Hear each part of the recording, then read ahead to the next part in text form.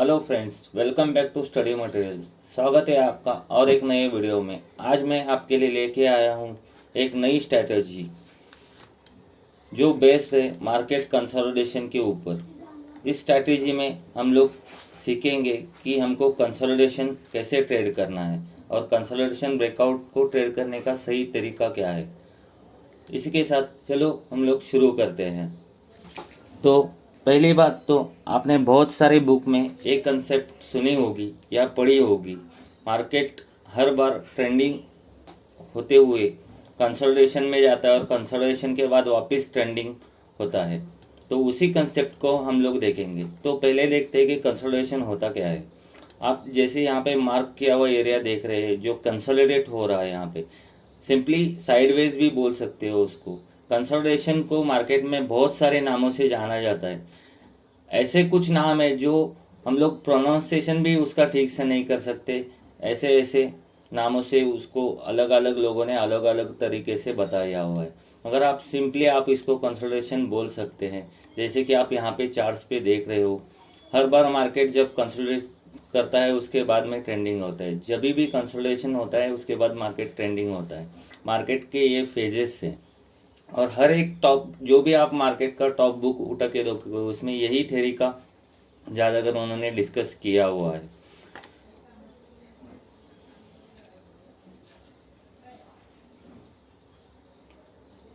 तो ये जो बुक वाली थ्योरी है कंसोलिडेशन की, क्या इसको हम लोग इंट्राडे में ट्रेड कर सकते हैं या इंट्राडे में काम करती है? जी हाँ, बिल्कुल काम करती है।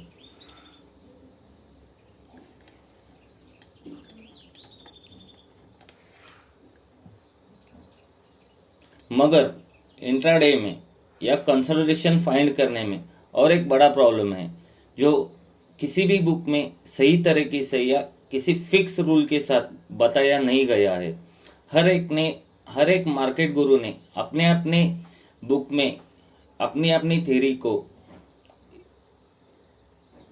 जो कंसोलिडेशन पीरियड है उसको बताने का तरीका या उनका एक्सपीरियंस के हिसाब से उन्होंने अपने अपने कंसोलिडेशन पीरियड को बताया है।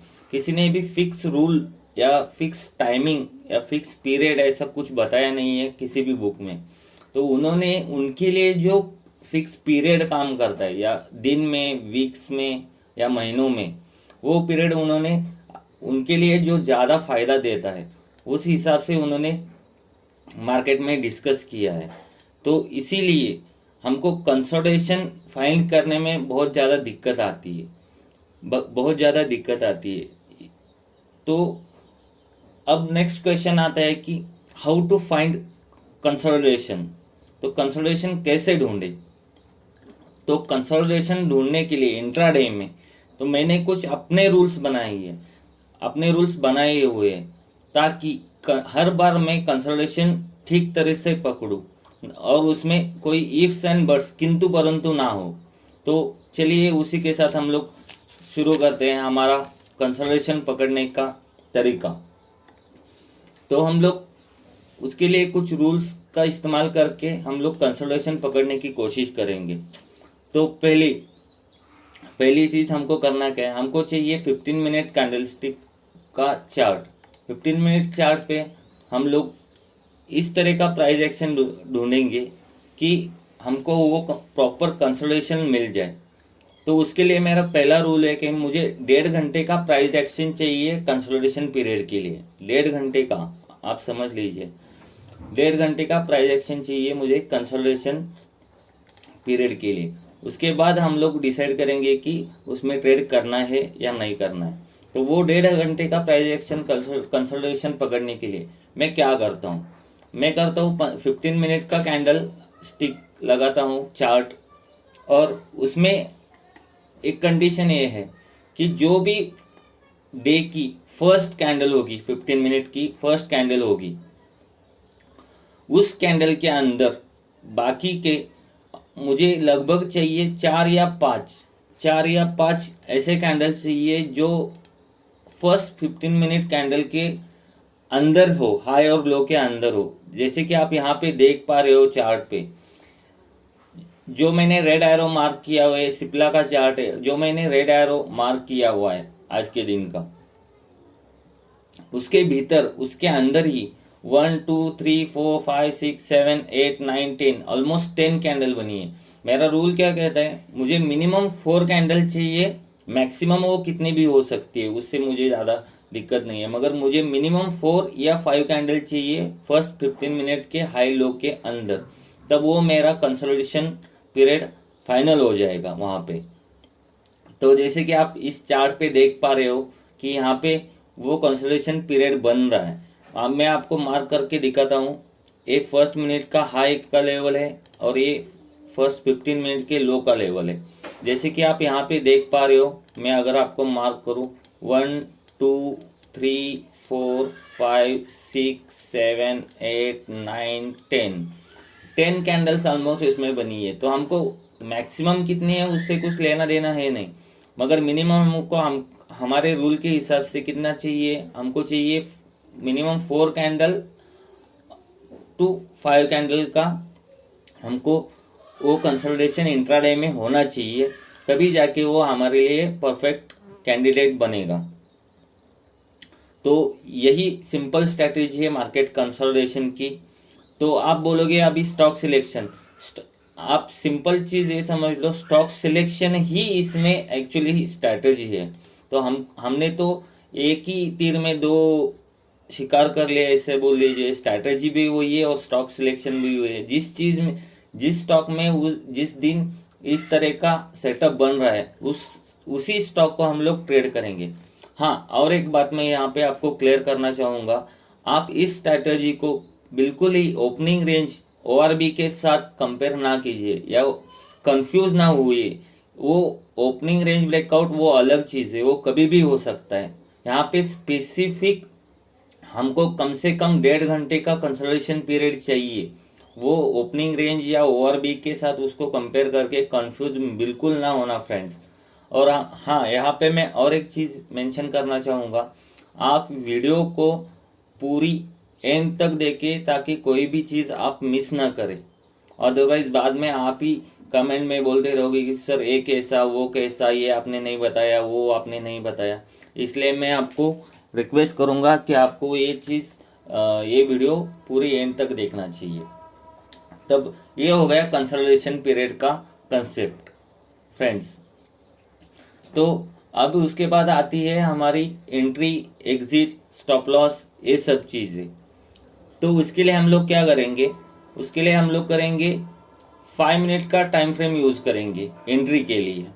क्योंकि 15 मिनट कैंडल में होगा क्या कि कई बार 15 मिनट के ब्रेकआउट के बाद 15 मिनट का एंट्री आपका बहुत लेट हो जाएगा, तो इसलिए हम लोग जाएंगे लोअर टाइम फ्रेम पे।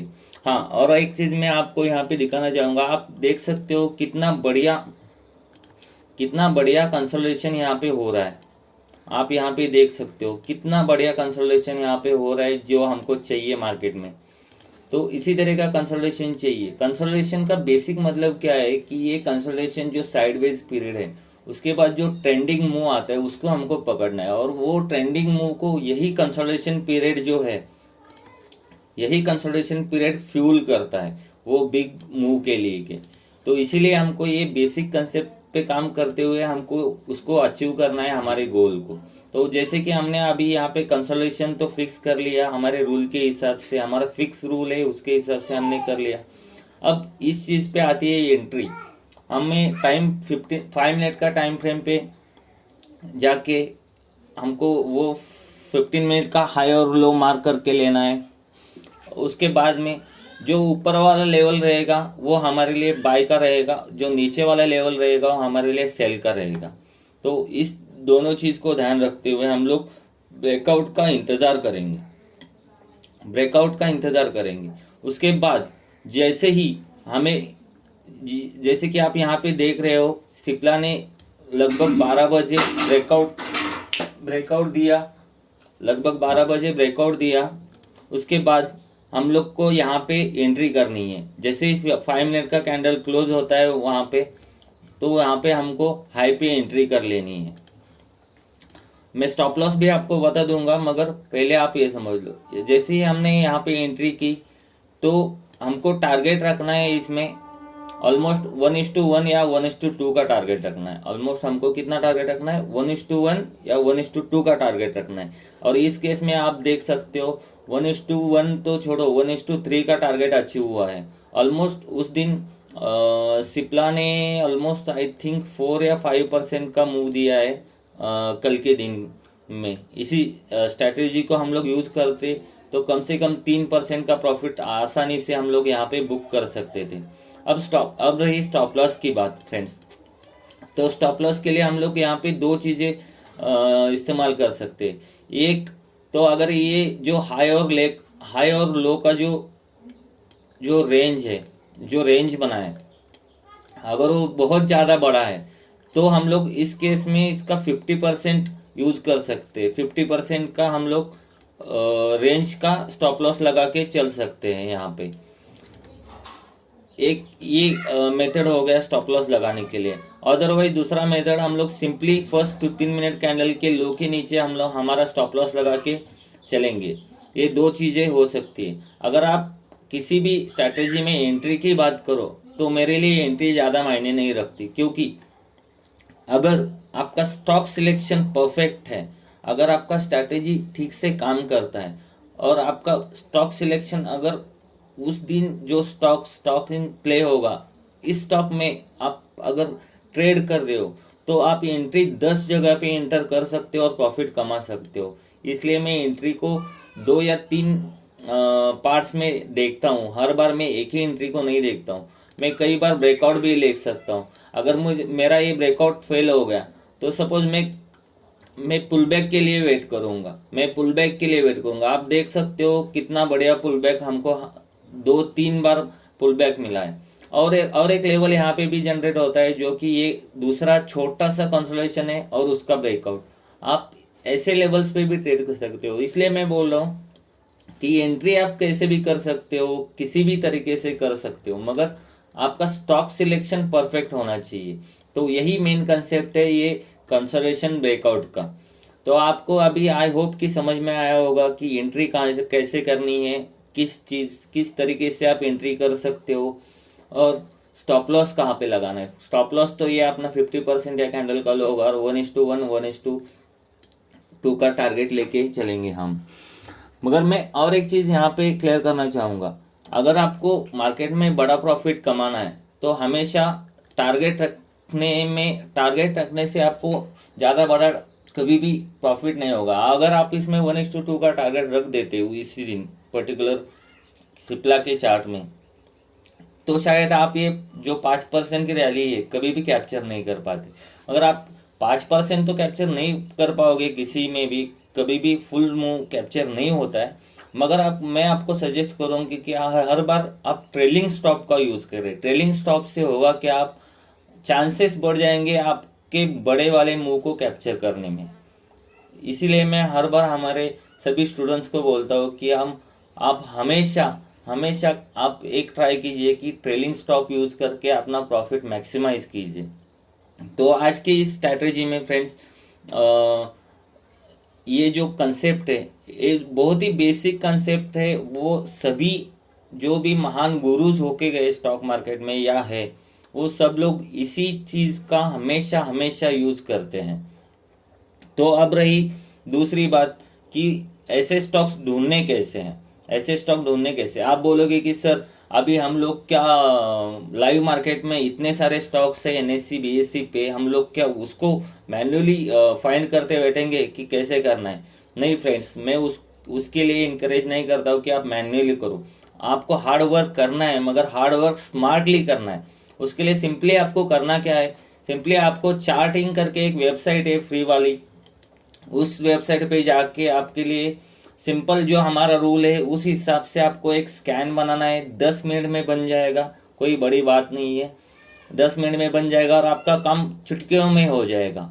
हाँ, अगर किसी मेरे फ्रेंड को, आप लोगों में से किसी को चार्टिंग यूज़ करना नहीं आता और उसका स्कैनर नहीं बनाना आता, तो बिल्कुल कमेंट सेक्शन में मुझे बताइएगा कि आपको चार्टिंग इस पर्टिकुलर स्ट्रेटेजी का स्कैनर बना के चाहिए। तो उसके लिए मैं एक नया वीडियो लेके आऊँगा। आप कमेंट में रिक्वेस्ट कर सकते हो उस वीडियो के लिए। अगर ज़्यादा से ज़्यादा उसके लिए रिक्वेस्ट आई तो मैं बिल्कुल उसके लिए एक नया वीडियो बनाऊंगा। तो इसी स्ट्रैटेजी की मदद से आपके लिए ये स्ट्रैटेजी, नया कंसेप्ट मैंने कुछ इंट्रोड्यूस किया है और ये चीज़ें हमने खुद डेवलप की है मैंने, जैसे एक्सपीरियंस के हिसाब से, क्योंकि ये कंसोलिडेशन का जो पीरियड है वो मैक्सिमम हायर टाइम फ्रेम में यूज़ किया जाता है। उसको मैंने थोड़ा सा इंट्राडे में ब्लेंड करके अपने लिए कुछ स्ट्रैटेजी बनाने की कोशिश की है। ऐसे ही मैंने सीख के समझ के थोड़ा सा अपना R&D करके कुछ चीज़ें इम्प्लीमेंट की थी, वही मैं आपसे शेयर कर रहा हूँ। आई होप कि आपको ये स्ट्रैटेजी समझ में आई होगी। अगर इसमें कोई भी पार्ट आपको समझ में नहीं आया या आपके मन में कोई क्वेश्चन है या और कुछ ऐसी चीज़ है तो वो आप बिल्कुल हमें कमेंट बॉक्स में पूछ सकते हैं, कमेंट कर सकते हैं। और ये स्ट्रैटेजी कैसी लगी आपको, नया कंसेप्ट कैसा लगा, हमारा सोचने का डिफरेंट तरीका है कि नहीं है, ये भी आप हमको बिल्कुल कमेंट सेक्शन में बता सकते हैं। और इसी के साथ मैं ये वीडियो ज़्यादा लंबा न करते हुए वाइंड अप करना चाहूँगा। और एक रिक्वेस्ट मैं आपसे करूँगा कि हमारे यूट्यूब चैनल को आप सब्सक्राइब ज़रूर करना फ्रेंड्स। मैं आपके लिए ऐसे ही बहुत सारे धमाकेदार स्ट्रैटेजीज हर वीकेंड लाऊंगा और आपको कुछ फ़ायदा हो, मार्केट में आपको कुछ नई चीज़ें सीखने के लिए मिले, ये ट्राई करूँगा। और इस वीडियो को लाइक करना ना भूले, शेयर करना ना भूले अपने फ्रेंड्स फैमिली के साथ। और हमारे डिस्क्रिप्शन में लिंक दे दूंगा मैं, हमारे टेलीग्राम चैनल से भी आप बिल्कुल जुड़िएगा। धन्यवाद दोस्तों, बाय बाय।